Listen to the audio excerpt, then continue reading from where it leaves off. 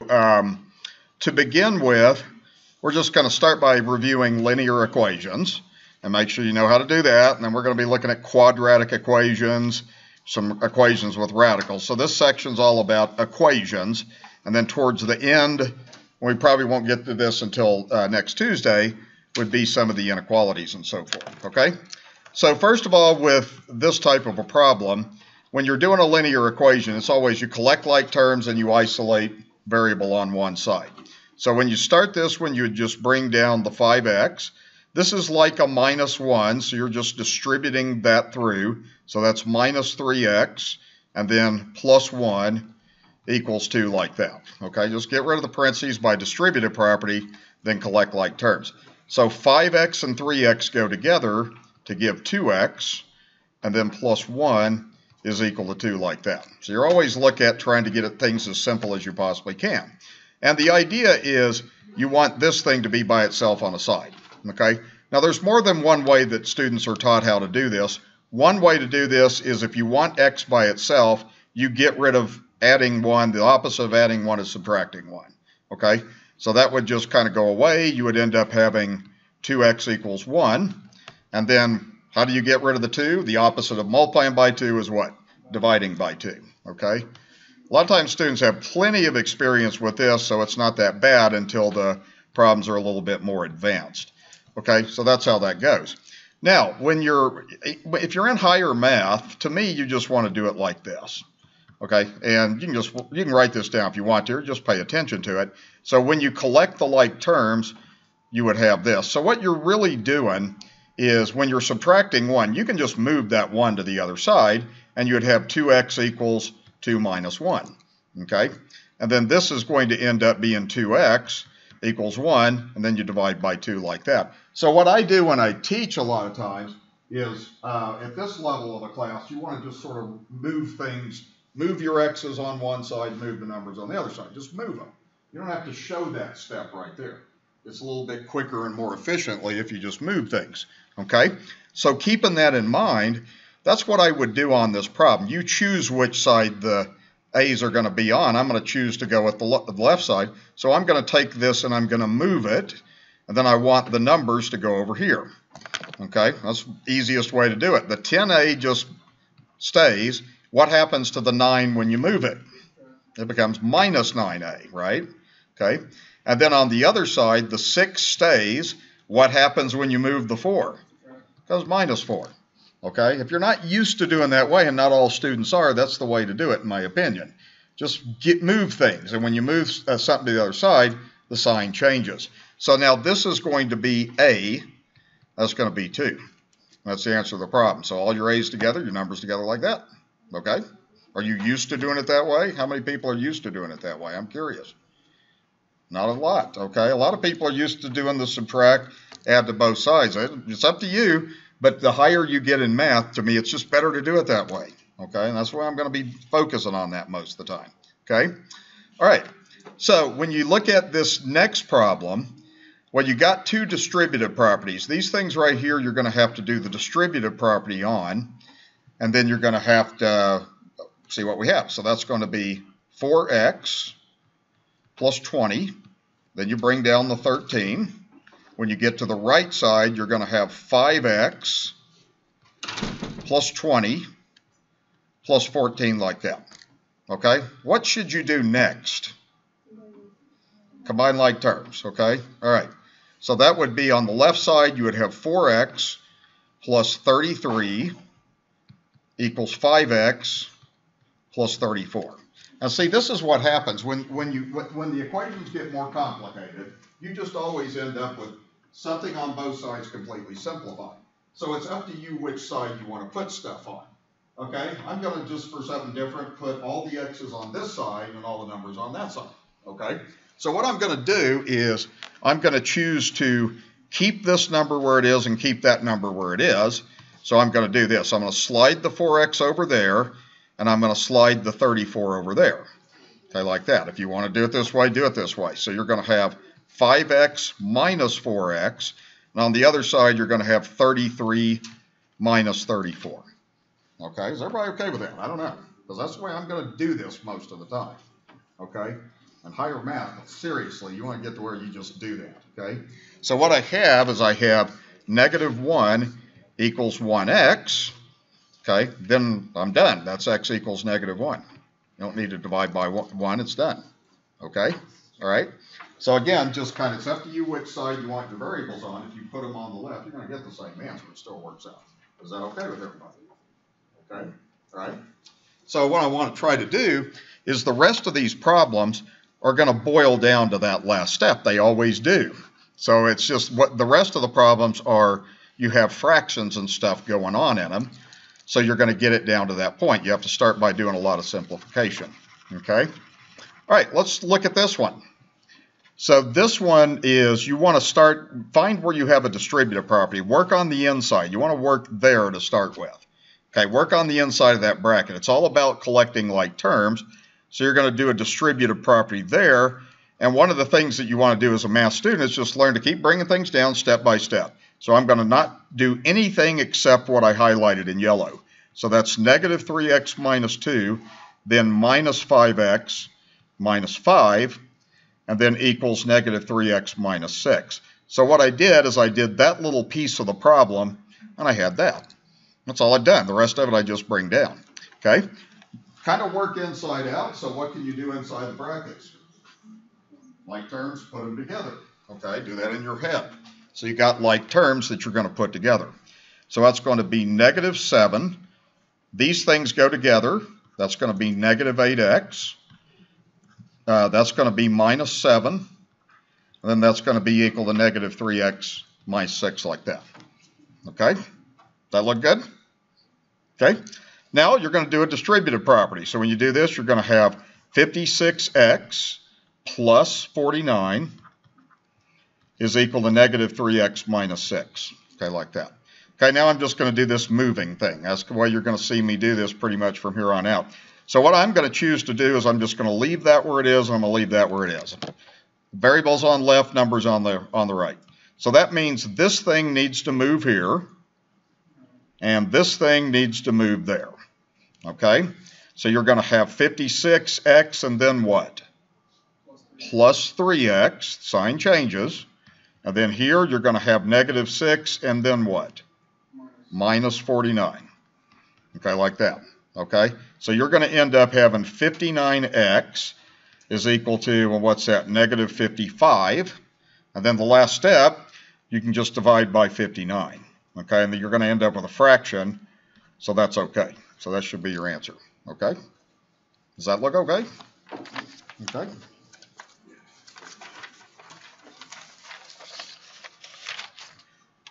Okay, I'll look at two others of these kind of things, and we're going to kind of look at these different kinds of equations. So if you can do those effectively, you can do the rest of them if you know how to handle fractions and how to do simplification. Okay, tell me what you think would be a good approach to start the next problem. Yeah, common denominator, get rid of fractions, right? If you have an equation that has fraction, get rid of them. Okay, all right? Make them go away. So you have the common denominator between 3 and 8 is 24, right? Because 3 and 8 go into 24. So what I'm going to do on this one is we're going to multiply both sides by 24. So I'm going to do that to that side. And then on the other side, I'm just going to write everything down like it is to start with.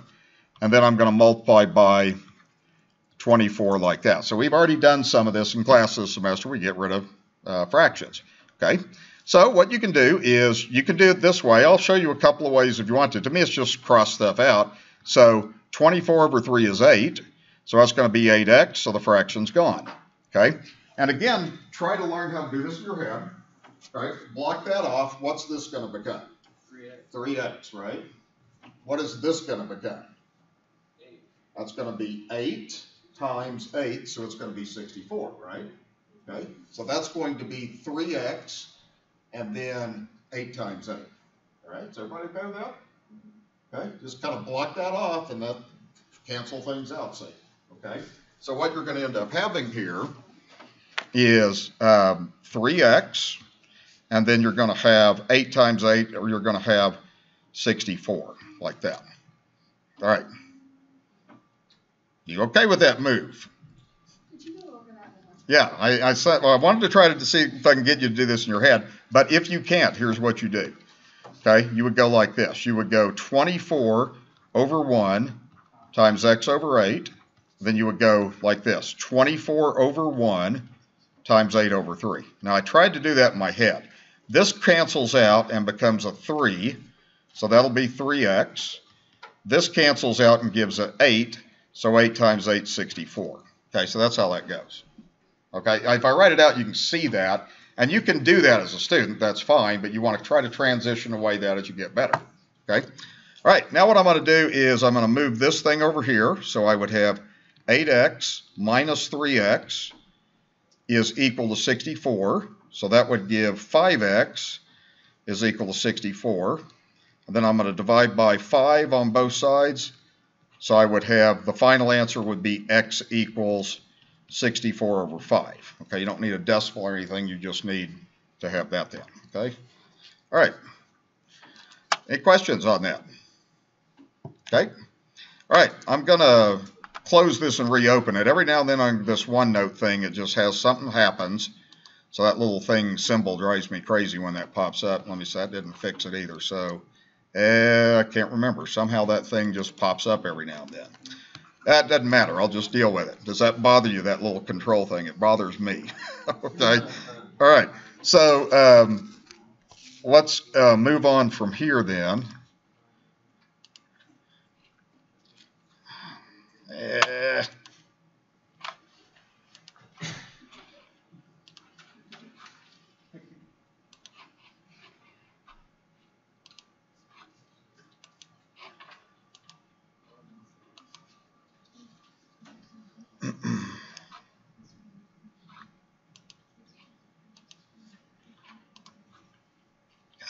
Something just totally screwed up on this all of a sudden. Okay, there we go. I think I'm good. Okay, all right. All right, what's your suggestion on the next problem? Multiply by 28, right. Get rid of the fractions. Same idea, okay? So what I'm going to do on this is we got x minus 12 over 4 plus x plus 7 over 7, and then that whole side needs to be multiplied by 28. Okay, the right side's going to go like this.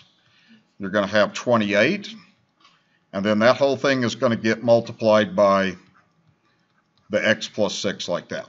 Okay, now again, I'm going to try to get you to do this in your head. So you're doing a distributive property. Block that off. In your head, what does that part become right there? 7, right, times x minus 12. That's going to be 7 times x minus 12. Block that off. What's this going to be? 4 times x plus 7, right? Is that good? Okay, so you don't have to write that step out. You can just do that in your head because that cancels, and then it cancels with that because you're doing a distributive property. So what you would end up having then is you would have this. 28 over 4 is 7, but you still have the x minus 12. 28 over 7 is 4, and you still have the x plus 7 like that, and then you still have the 28 times x plus 6 like that. Okay, is that clear? Okay, I see some funny faces out there, so just let me know. Okay, now I'm going to do distributive property and collect like terms. Okay, that's the only thing that just makes it a longer problem. So 7 times x is 7x. 7 times 12 is what, 84. This would be 4 times x, so that's 4x. And then that would be 4 times 7, so that would be 28. And then this side we'd have 28x. And let's see, 28 times 6, off the top of my head, I don't know, so I'm just going to punch it in. 28 times 6 is 168. Okay, so I got that. Okay, what's next? You got like terms on the left side, right? So go ahead and put these together. That's going to be 11x there. Okay, you can use a calculator if you want to. Okay, negative 84 plus 28 is going to be negative 56. Okay. And then we got 28x plus 168 like that. Now what I'm trying to show you is when you do more advanced problems, you just end up with the same thing. See how you got variables on both sides? Now you just rearrange.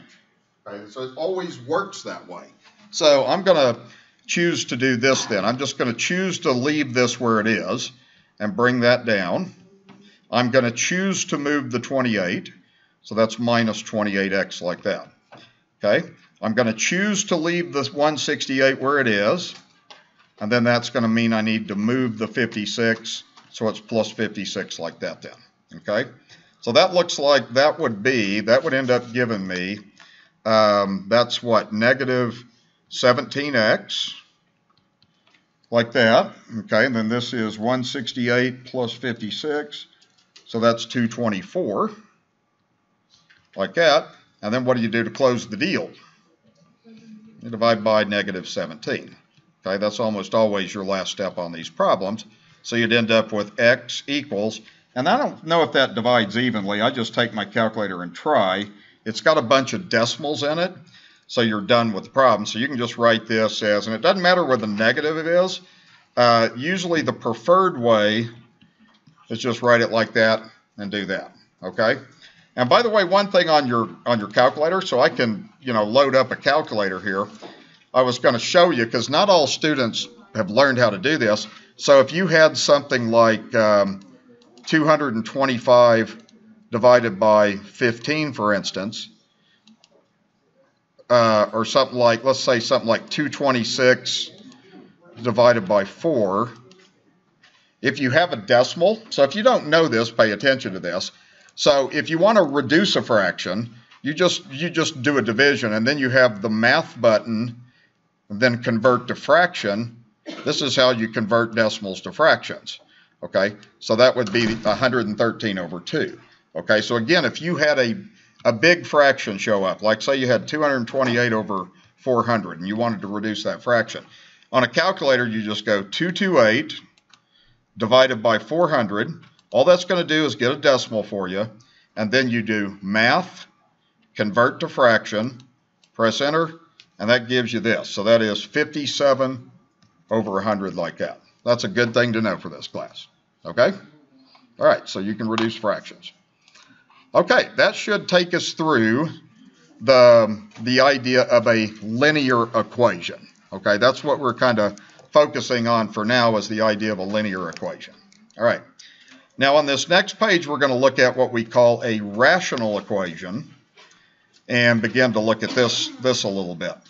Okay, so it's very similar to the problems we've been doing. What I see on a problem like this is I see I got fractions, right? So what do? You get rid of the fractions.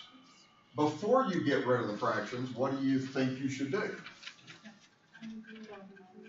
You should factor, okay? You better factor, because otherwise you're going to get rid of them the right way. So you're going to pull a 2 out of that. So go ahead and pull a 2 out of that. And it's a good idea when you do these problems to spread everything out so your work doesn't get all messed up. So I'm going to say 6 over 2 times x minus 1. Then I'm going to have plus 1/2 there. And then I've got 3 over x minus 1 like that. Okay? Now, what I see on this, is it okay to reduce the 6 and 2? Yes. Absolutely. You might as well just make that a 3. Okay, so we could go ahead and just cross this out right now if you want to. So that's 3 like that. Okay, all right, now you don't have to write this next step. I mean, if you don't want to. I'm just going to kind of quickly bring that down like this. You could even do that in your head if you wanted to. Okay, so that's kind of where we are in the problem. Now the idea is we need to make these things go away. Well, how do you make that x minus 1 go away? You multiply by x minus 1, right? So we'll cross out. That will also get rid of that. How do you make the 2 go away? You multiply by 2. So at the same time, since you're trying to get rid of 2 things, what you're going to do is this. Okay, we're just going to multiply this whole side of the equation right there. We're going to multiply that by 2, and then x minus 1 like that. Okay, and then this side right here, you're also going to multiply that by 2 times x minus 1 like that. Okay, now it's just kind of a matter of crossing things out.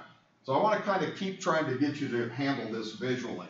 Remember, you're doing a distributive property, so if you block that off, what's going to happen when you multiply this by this? What are you going to be left with? 6, right? Boom, boom, that crosses out. 2 times 3 is 6, right? Block this off. What are you going to be left with? X minus 1, because those cross out. See what I mean? So that's going to be 6. And then x minus 1. Okay? Try to learn how to do that. It'll speed you up a little bit. So let's do that then. So we'll have 6 plus x minus 1 on that side, and then on the other side, that crosses out, leaving you 6. Okay, so we've got rid of the fraction in that one step by doing that. All right. If you have trouble with that, write every step down. Okay, now on the right side, you're going to have x plus 5 is equal to 6. Okay, you want the x by itself, so you can just move the 5 to the other side to get x equals 6 minus 5. So that's going to end up leaving you with x equals 1 as your answer. No, it's not your answer. I need to talk about one more thing on here. Okay? All right, are you guys with me on that okay? Now, 1 is not the answer. Anybody know why? I didn't make a mistake. I've done everything right.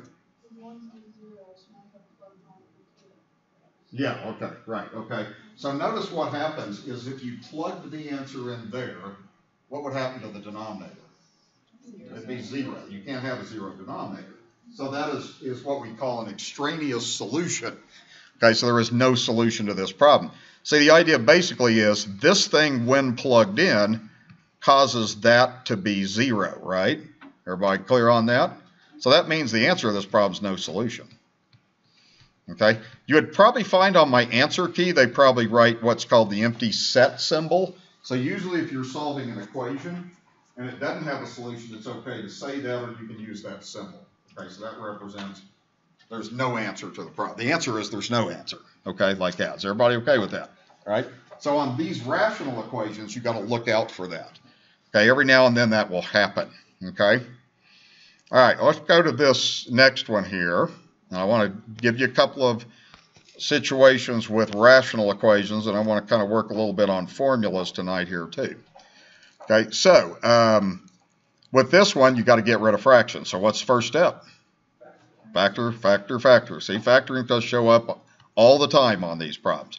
So we're just going to bring down that numerator, and we're going to factor these things. Okay, so as you factor that first one, you're going to have m and m. You're going to have 4 and 2, and then you're going to have plus 4 minus 2 like that. Let me write that a little clearer here, a little bit bigger. Okay, so we got m plus 3 over, and it's m plus 4 times m minus 2. Okay, so we got that. Now what I'm going to do this time, I'm going to write the step a little bit differently on this. So let's just, or I think I'll just do this the same way. So we're going to go ahead and factor this next one. The next one factors as m minus 2 times m minus 2. And I don't have time to go through the factoring because we've already done that. Okay. Then I'm going to spread this out. And if we go to the other side, we have m minus 3 over, and then that's the same as the first one. So it's m plus 4 times m minus 2 like that. Okay. Right. Now what you got to do is, well, you got to get rid of everything. So how do you get rid of an m plus 4? You multiply by it. How do you get rid of an m minus 2? You multiply by it. How do you get rid of 2m minus 2s? You've got to multiply by both of them. Okay, so actually the only way you're going to get rid of the fractions on this problem is by doing this. Now I'm going to move this over a little bit and see if I can get this to behave. Probably not. That's okay. So what I'm going to do on this is we're going to multiply this side by everything we're trying to get rid of. So what we're trying to get rid of is we're trying to get rid of an m plus 4, and we're trying to get rid of an m minus 2 twice. So I'm going to do that like that. I probably should have spread this out a little bit more than I did. Okay, like that. And then this side right here, I'm going to do the same thing. I have no choice but to multiply that by m plus 4, m minus 2, m minus 2 like that. Okay, it's a little sloppy, and I apologize for that. But again, try and do this in your head. Okay, if you do a distributive property, if you block that out, what's going to happen? That and that are going to cancel, right? And what are you going to end up with? You're going to have that and what? A leftover one, right? Okay. Then if you block this off, what's going to happen? Both of the m minus 2s are going to cross out. What are you left with? 3m plus 4. Okay? So try to process that way in your head. Just see how the cancellation works and then write what you're left with. So if you bring that down on that first one, both of the m plus 4, the denominator is going to cancel out, so you're going to have m plus 3, then you're going to have a leftover m minus 2 like that. Okay, you go to the next one, you're going to have a 3, you're going to have the cancellation, and an m plus 4 like that. Okay, then on the other side, you're going to have m plus 4 canceling, m minus 2 canceling, so you're going to end up with m minus 3 times m minus 2 like that. Okay, so that's gotten rid of your fractions. You all right with that? Yeah, are you okay? You okay? All right. Okay, now what you need to do on this is you need to multiply stuff out. So you got to do FOIL, got to collect like terms, and we got to see where this takes us. Okay, so what happens with this one, you want to go ahead and do the FOIL on this one. So we're going to do that. So you have the first term, you have m times m is m to the second. Your outside term is negative 2m. Your inside term is plus 3m. And then your last term is minus 6, like that. So that's the FOIL. You're going to do distributive property here, so that's minus 3m there. Minus 12, like that. Okay, then on the right side, you need to go through and do the FOIL also. So here you're going to have m squared minus 2m. Inside is minus 3m. And then the last is plus 6. So you're going to do that. Okay, now what are you going to do? Collect like terms. It's always the same. You multiply stuff out and you start collecting like terms. So you want to go ahead and do that. So I usually just cross things out to help me keep track of stuff. So on this left side, I'm going to bring down the m squared, and then minus 2m minus 3m is minus 5m. Oh, hold on, I've got 3 m's crossed out. So what's going to happen is you're going to end up with a minus 2m, right?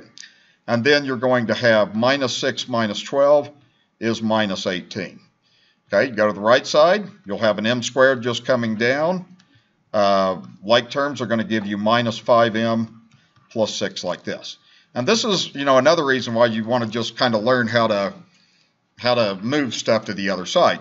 And you can skip some of these steps. It just depends on your skill. What I'm going to do is just move everything to the left side. So I'm going to bring the left side down. So that's m squared minus 2m minus 18. Then I'm going to move everything from the right side. So all these signs are going to change. I'm going to have minus m squared plus 5m minus 6 equals 0. Okay, that's just one way to do it. Now what's going to happen is those are going to cross out, and it looks like what you're going to be left with is, like terms, you're going to have 3m. That goes and gives you a 3m. 18 and 6 is going to give you minus 24. And that's equal to 0. I'm just doing arithmetic right now. Now, what I can do is move the 24 to get 3m equals 24. Then I can divide by 3. So I get m equals 8, should be the answer. Okay? And then what you need to do is you need to see if that causes any kind of 0 denominator. So let me leave that up there for a second and see if you have any issues with what I did. All right? Okay. All right. I have a question. Yeah. I did a little bit differently. Like I canceled out stuff way before you did. You canceled. Like I didn't combine like terms. I just canceled out. That's fine. There's the central idea of this whole problem is get rid of fractions, variable isolate. So, but I got just the negative 3m minus 12 equals 0, not the negative 4. You got what? Say that one more time. So I canceled out like that first section, like the m squared to the negative 6 on both sides. Right. And then so I just had that negative 3m minus 12 equals 0. Oh, I know what you're saying. That's fine. But so then the answer would be negative 4. No, I might not be following exactly what you had. Okay. Because did I hear you say you canceled out m squareds? Yeah, so I canceled out like the m squared. And then were you left with negative 2m minus 18? Yeah. And you were left with negative 5m plus 6? Yeah. Okay. Now you should be okay to there, because if you did that from there, after canceling out, which you can because they do cancel, you'd have negative 2m minus 18 equals negative 5m plus 6. Now tell me what you did from there. Did you rearrange stuff from there or what? Trying to figure out where. I think you missed a sign is what you did somewhere. I think I did miss Okay, because what you could do is you could move that over there to get negative 2m plus 5m, and then move this over there, you would have 6 plus 18. So that would leave you with 3m equals 24, so it is 8. Yeah, I did minus 6. Okay, yeah, that's what I thought, is you had some sort of a sign error in there. Okay, all right. Okay, now that takes care of linear equations. That's one thing I definitely wanted to get through tonight. And then I think what I want to kind of work on here to finish up class is the formulas, and just kind of working with reviewing how you do formulas. Okay, so I'm going to erase some of this, so I kind of have a little bit more room on here to do these, and we're going to just work on solving some formulas. So if you're a STEM major, you're in science classes, well, you solve formulas all the time. All right, so it's the same principle as solving an equation. Okay, we're going to start super duper easy, and then we're going to get a little bit more complicated. So the idea with this is a formula, distance equals rate times time, and you're solving for r, so all it means is you want r to be by itself. Okay, sometimes students struggle with this when they learn this. I usually just teach it this way. Okay, if you want the r to be by itself, don't touch it, leave it alone. What do you want to get rid of? T. How do you get rid of t? Divide. Why do you divide? Because it's multiplication. Exactly. You're undoing multiplication. So what you're doing is you're dividing by t, and something like this you could do in your head. So you would have r equals d over t. Okay, that's just one approach. Okay, that would give you that result. Okay, that was a real simple one. Okay, now let's move on to the next one, kind of like this. Now this one, what we're doing is you want the S3 to be by itself. Okay, so what needs to go away? That and that. How do you make that go away? You subtract to undo the addition. How do you make that go away? Same thing. Or you could move. Remember I was showing you how to move? You could just leave the p. You'd have minus S1, minus 2, and you'd be done. Okay, so you can just move stuff on that. When everything's added and subtracting, you can do it that way. Okay, so that thing just moves. That thing right there moves, so you'd have p minus S1 minus S2 is equal to S3, and then you're done. Okay, so that one can be rearranged like that. Okay, we want to kind of start simple on these, and then kind of build up when they have a few more steps. Okay, the next one, what we want to have is we want to solve for L. Okay, so again, all you do, and this seems to help students, just focus on that. What do you want to get rid of? You want to get rid of a 2W, you're going to get rid of a 2. I had a student one time that just erased that. That's how he did the problem. You can't do that. You can't take your eraser and do that, but that's what he thought I was talking about. So how do you get rid of adding 2W? You subtract it. And then how do you get rid of multiplying by 2? Dividing. You're always undoing operations when you solve equations. And again, you can do some of this in your head. I don't care if you do some of this in your head. I'm going to write the step that I am subtracting 2W from both sides. Okay, so I'm going to end up with P minus 2W is equal to 2L, right? Now I divide by 2 and I'm done. All right, so what I'm going to do from here is divide both sides by 2. And from there, I'm going to end up getting L, and write it over here. L is equal to P minus 2W all over 2. That's done. Okay? Now I'm going to ask a question, because I see students, it doesn't matter what level of class I teach, I still see students do that. Is it okay to cross out those 2's? No. No, how come? Because it's connected to them. Minus. Okay. If that was times, would it be okay? Yeah. Okay. All right, be careful about that. Okay, problem done. Okay, let me look at this next one.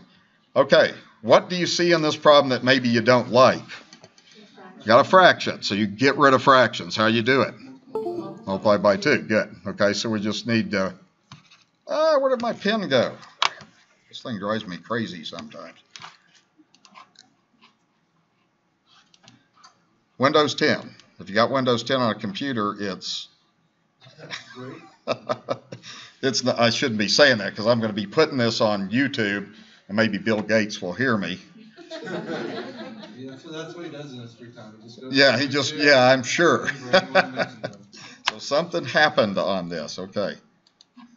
But this program crashes. Windows 10 is just a mess.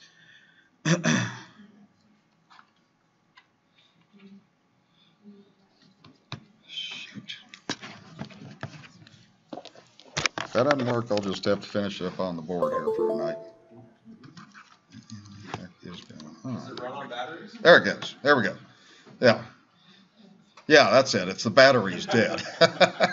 Okay, so what we're going to do is it's fixed now. So what we're going to do is multiply both sides by 2.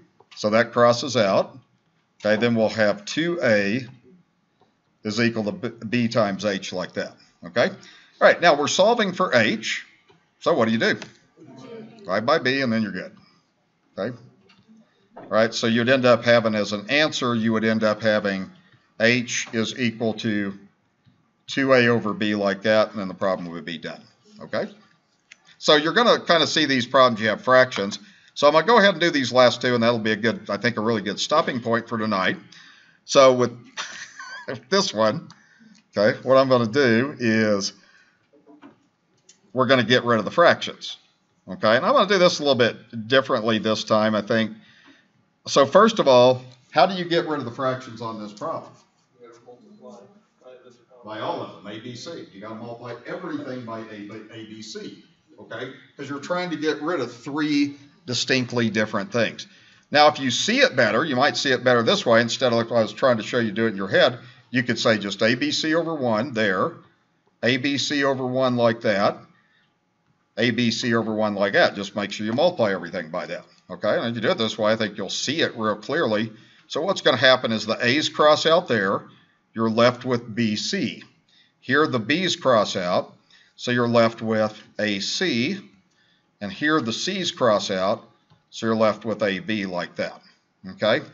So what we're trying to solve for is we're trying to get the C by itself. Now sometimes students get here and then they get stuck. Right? There's 2 C's appearing in the problem. We want to have C equal something. So what do you well, tell me what I should do? What? Take C out. Take C out, factor, okay? So you have to factor. Remove that C like that, and then what you would end up having is you would have from here, you would have C times B plus A equals A times B like that. And then what? Then I'm done. What do? Divide, okay? You divide by B plus A because it's multiplied, okay? Then you're done with the problem. So you do that, and then you're done with the problem. Okay, so just the B plus A comes down like that, okay? So what you'd have as a final answer is C equals AB over B plus A. Okay, that's it, okay? Is that good? Okay, so if you have fractions, you train yourself to get rid of fractions. Okay, that's the idea. Okay, let's do the last one, and then we'll be done. Okay, so I'm going to write this down. I have I equals NE over NR plus R. Now, these kind of problems sometimes drive students crazy, but, you know, lowercase r and capital R are 2 different variables, so we do that in science a lot. And this is some electronics formula. The way I'm going to do this is I need to get rid of this fraction, so I'm going to multiply both sides of this equation by what I'm trying to get rid of, see. Okay, so I'm going to go ahead and do that and approach the problem like that. Okay, what I'll have now is I'm just going to bring this down, and I have I times N little r plus capital R equals N times E like that. Now what we're doing is we're solving for N. So there's more than one way to do this.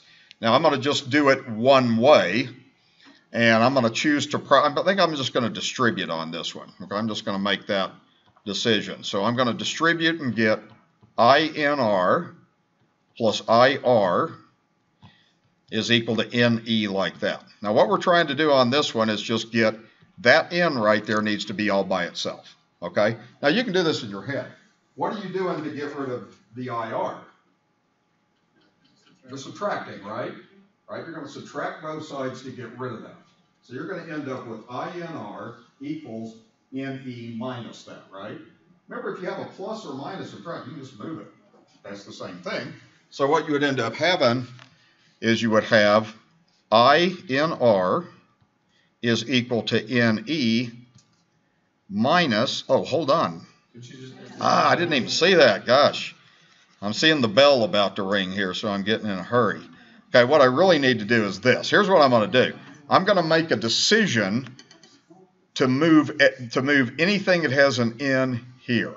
And it doesn't matter, it's your choice. It's actually better to do it this way. It's a little simpler. So I'm going to have IR here is equal to NE minus INR like that. Okay, so all I did is just move that to that side. Now what? Factor. Take the N out. Good. So now you would have IR equals N times E minus IR, and then you divide, and then you're done. Okay, because all you're trying to do is get that in by itself. And again, you don't have to write every single step because you can do these steps in your head. So we have that. That crosses out. Your answer to the problem is what you have. We have N equals IR over E minus I little r. Okay, like that. All right, can you cross the I's out?